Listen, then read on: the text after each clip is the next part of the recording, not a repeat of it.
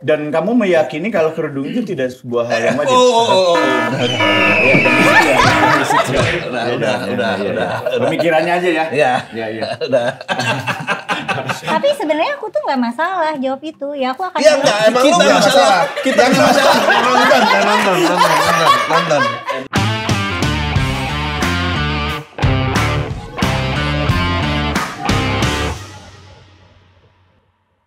Selamat datang kembali di Debatin Gosip, sebuah acara yang akan mendapatkan gosip yang tadinya tidak ada menjadi sebuah kenyataan. Boleh tepuk tangan dulu, kita ada Kumela Hakima.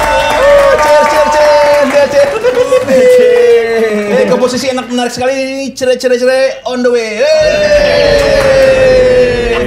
Ya ampun, gue ngomong itu lagi. Enggak kan ini ceret. Iya. Maksudnya gitu. Iya. Nggak apa-apa kok. Tapi tiba-tiba banyak kolom komentar, lu sadar nggak? Sadar. Pada mendukung lo itu. Iya sadar itu. Ternyata konteksnya itu ya. Iya. Ini kita bacain dulu dikit ya. Profil sedikit.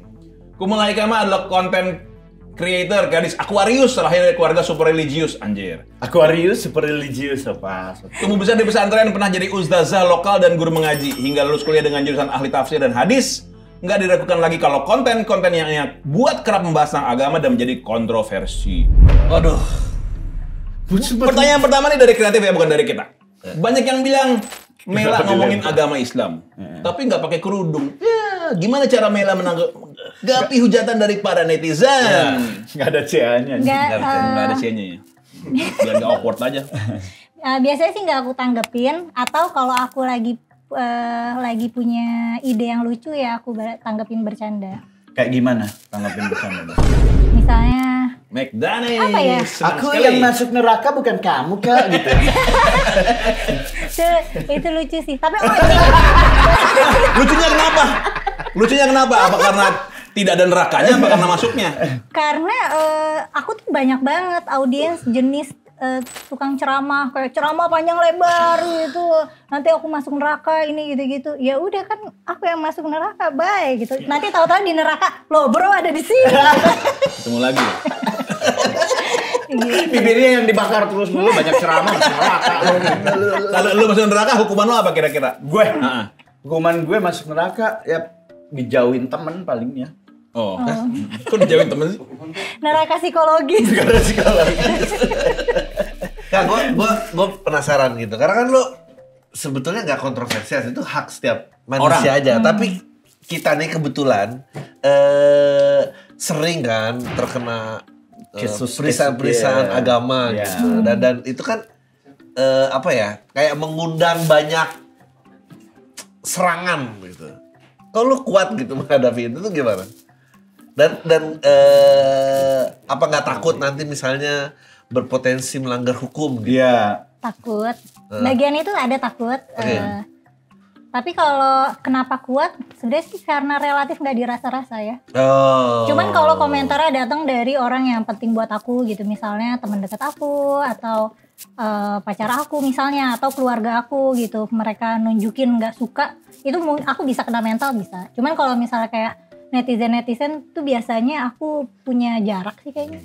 Ada pacarnya dan berarti? Wah, nyebutin sendiri ya. Kenapa kena negasin ke gua ada pacarnya? Enggak, tapi enggak biar enggak babak. Kayaknya apa yang kamu kan baik Adri maksudnya jangan cepet-cepet dong. Apa yang kamu lakukan itu sama dengan orang pakai narkoba lagi. Hah? Gimana tuh? Karena ketika kamu menikmati apa yang sedang kamu lakukan, efeknya itu ke semua orang. Ketika orang pakai narkoba, kan kena psikologisnya tuh, efeknya tuh ke semua orang. Oke, coba masukin ke konteks, aku konten. Aku menikmati bikin konten. Kamu kan menikmati bikin dan konten kamu itu akan akhirnya ada beberapa orang yang tidak suka kan, harus jadi dipermasalahkan. Nanti yang repot itu yang di belakang kamu, teman kamu, keluarga kamu, ketika kamu kena masalah. Sedikit background, ini mantan pecandu, jadi makanya analoginya selalu kesana dia, jadi biar paham konteksnya. Mantan pecandu yang tidak punya uang buat nebus. mantan pecandu dan pernah kena penistaan agama juga pernah ya. Banyak dia. Sama Nick Mir juga pernah ada masalah, 3 kali bikin video. Jadi dia masyarakat bermasalah, agama masalah, narkoba masalah gitu. Berarti prestasinya banyak. Ya, mungkin kalau mau konsul Mbak bukan prestasi itu Mbak. Emas, anjing. Kenapa jadi emas? Bukan prestasi itu. Emang kok disebut prestasi? Ya kan berarti berasa hidup ya nggak sih? Oh iya benar. Enggak, justru pas menista agama gue nggak berasa. Berasa mau mati ya. Berasa mau mati. Keluar juga gue lihat jendela, anjing motor gitu. Enggak ternyata. Jumatan gue nggak mau dulu. Takut di ini aja, ditungguin gitu di masjid gitu. Disuruh ceramah takutnya. Enggak disuruh ceramah, tiba-tiba ceramah. Woi, McDani berdiri, wah. Ini berarti serem ya. Aku juga takut sih kalau misalnya ketika ada komen-komen yang kayak, wah ini darahnya sudah halal. Ya. Di mana ini ya, Mel? Gue tahu Mela nge-gym di mana, tahu nih Mela yoga di mana. Wah, sempat lu digituin ya. Terus lu? Ya udah, kayaknya sih omong kosong. Cuman ya, aku jadi memasukkan. Mau berdua aja ngobrol. Aku jadi memasukkan resiko. Pernah gak sih mikirin kayak kalau kita mati kemungkinan penyebabnya apa aja, tua lah, oke, gitu. Atau sakit, misalnya di keluarga aku ada riwayat penyakit apa yang mematikan satu. Sekarang tuh aku udah masukin kemungkinan aku mati dibunuh haters yang bodoh dan jahat. Iya.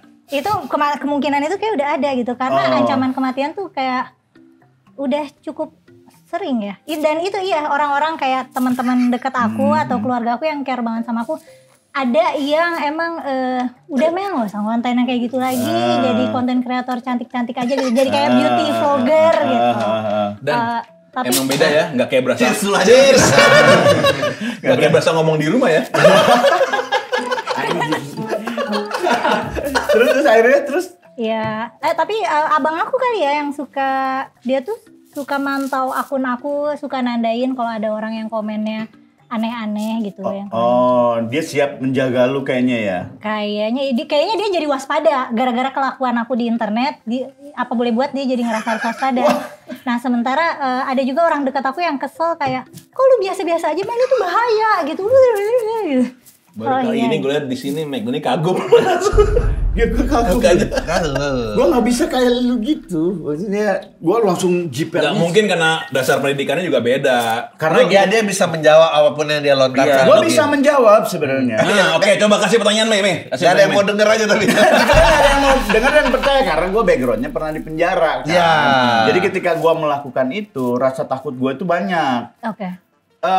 Fakta-fakta bisa gua adu argumen bisa Oke. gitu. Cuman ketika ada kata-kata yang kita laporkan ke polisi itu langsung jiper karena gua pernah masuk ke kantor polisi. Coba lu ada pertanyaan nggak kira-kira ke McDani? Pertanyaan apa gitu kira tentang hal-hal berdua yang lu sukain nih?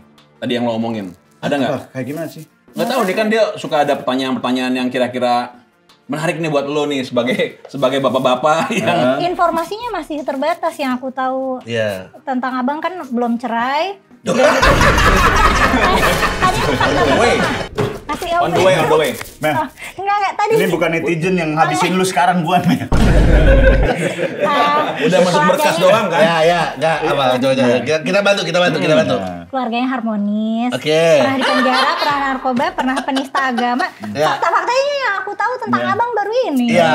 Ya. Apalagi yang mau digali kira-kira? Oke. Jadi kita ini kan komedian nih semua gitu. Terus bikin konten. Nah, kita juga sering berusaha tepi jurang gitu. Ya. Nah, tapi backlash-nya tuh gede banget apalagi kalau udah areanya nih bahas agama. Dan udah nggak mungkin terjadi ruang diskusi sehat gitu. Nah, lu tuh kayaknya berani gitu dan jawab-jawabin lagi malah. Kenapa lo berani Kok bisa seperti berani itu? gitu? Ya, kalau kita dia kan udah saya minta maaf, dia minta maaf udah berapa kali dia. Iya. Udah minta maaf terus. Karena mungkin aku nyampein hal-hal yang sebenarnya kan terpampang nyata. Maksudnya kayak kalau aku ngutip kitab suci atau riwayat Nabi, ya tinggal buka aja. Aku biasanya ngasih kayak daftar pustakanya gitu. Atau kalau aku punya opini sendiri ya aku bilang, tapi ini subjektif menurutku ya. Dan dasar opini aku adalah ini. Kalau kita bandingkan sama misalnya bandingin sama sejarah atau bandingin sama isu politik. Jadi kayaknya aku nggak ngerasa bahaya karena apa yang aku sampaikan sebenarnya terpampang nyata. Tujuan lu untuk menyampaikan itu apa? Untuk memperpecah umat agama? Atau Oh gitu cara.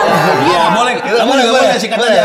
Karena kan kalau ada memang gua nggak framing dia. Maksudnya ketika lu ingin menyampaikan sesuatu yang benar dalam Al-Quran gitu, lu harus ikuti dulu rules-nya di dalam Al-Quran gitu, menyampaikan dengan dengan pakaian yang layak gitu.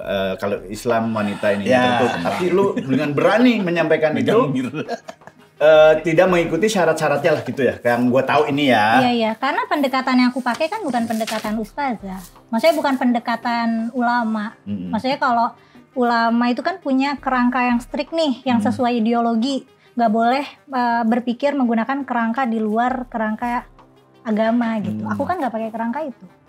Ya tujuannya apa?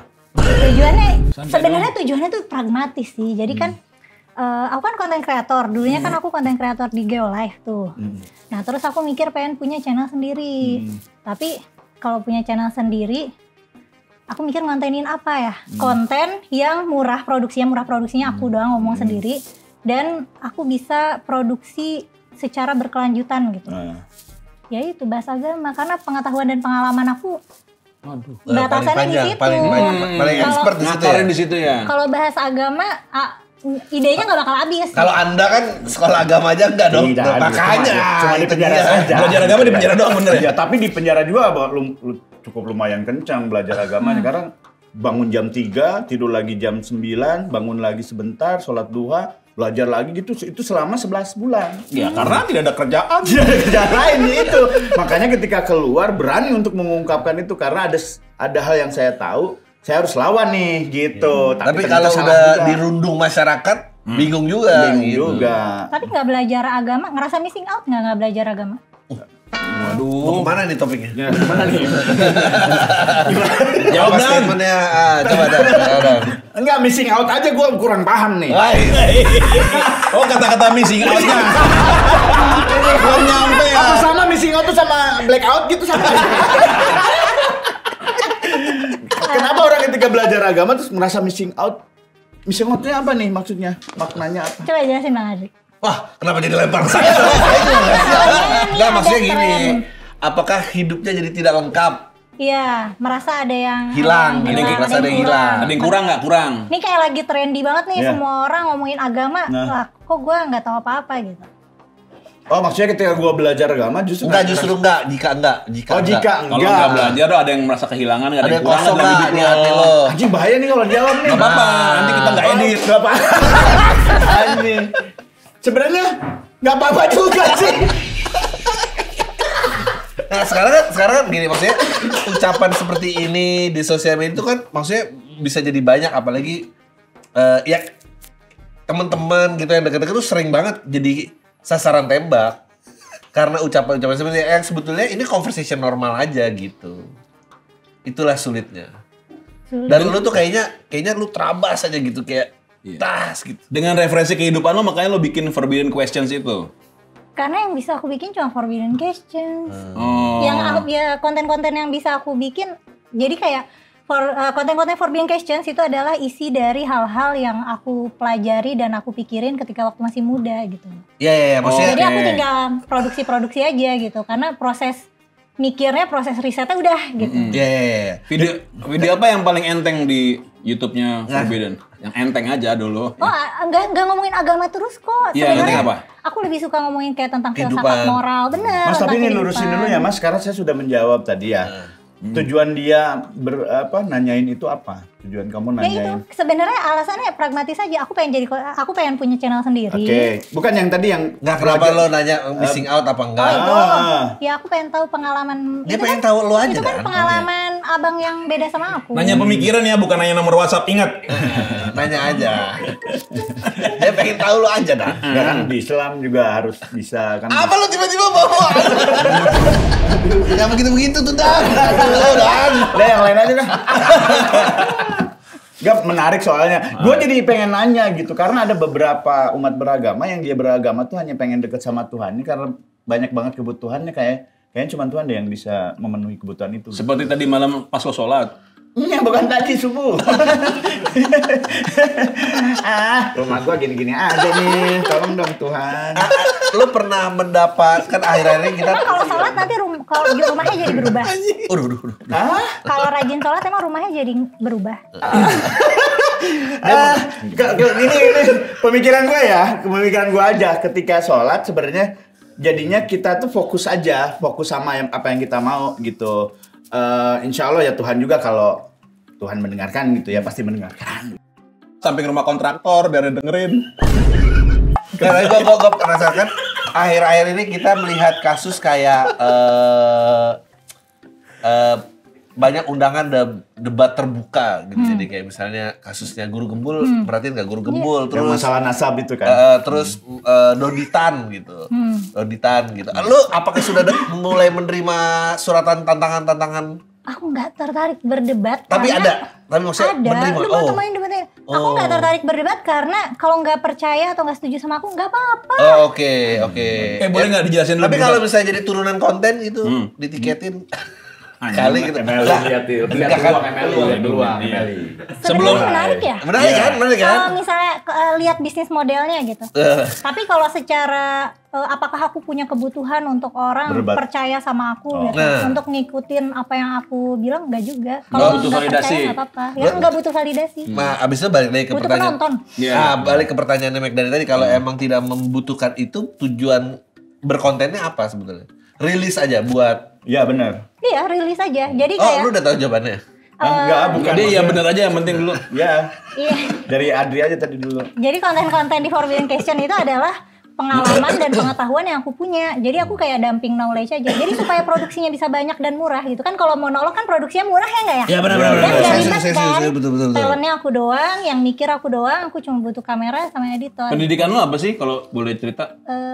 S1-nya tafsir, S1-nya Usuluddin itu teologi Islam. Di aku kayak nggak nyebut nama alma mater deh. Gara-gara Mendingan jangan disebut ya. Bener, soalnya Oke. aku bukan representasi. Tapi di Indonesia yang apa di luar gitu? Di Indonesia. Oke. Aku bukan representasi yang representatif gitu. Betul. Karena suka hater-haters suka ini lulusan mana nih Ya, sesat ntar gitu. jadi kemana-mana. Mungkin di ini Unika Atmajaya. Dan dulu guru aku ada yang pernah bilang ada yang bilang ini apa namanya jaga nama baik alma mater ya gitu kayak Mela ibu udah lihat konten kamu jaga nama baik alma mater ya. Aku nggak tahu nih artinya apa nih jaga nama baik alma mater ini artinya apa cuman aku nangkepnya kayaknya aku jangan bawa alma mater di setiap aku berkarya deh. Iya, Bagus benar. sih, Sepakat. Coba nih, kan apa lu Enggak, Lu missing out nggak? missing out tadi. Dia ngomong apa gua missing. Enggak. Dan ini kayaknya banyak pertanyaan dalam hidup. Iya, benar.